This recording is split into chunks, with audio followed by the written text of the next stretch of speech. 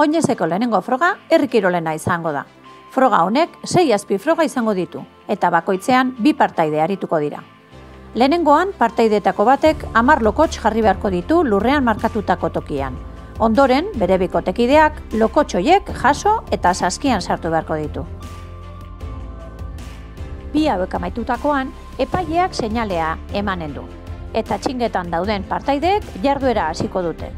Lehenengoa txingekin korrika joango da, eta marra zapaltzerakoan bueltatuko da txingak lurrean utziz eta bikoteari irteera emanez. Hurrengo frogan, traktore gurpila 2 kideek batera marra zapaltzeraino eramatea eta bueltatzea izango da.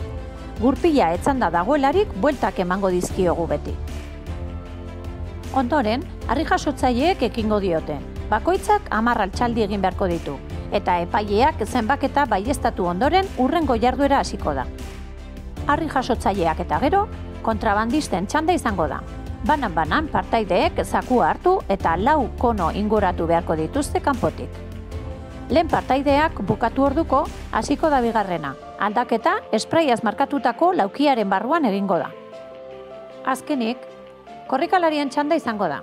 Partaide bakoitzak kontrabandistek egin duten ibilbide bera osatu beharko du, 4 kono kanpotik inguratu eta hasiera puntura itzuli. Lehen korrikalariak bukatu ondoren aterako da bigarrena 5 eman eta gero.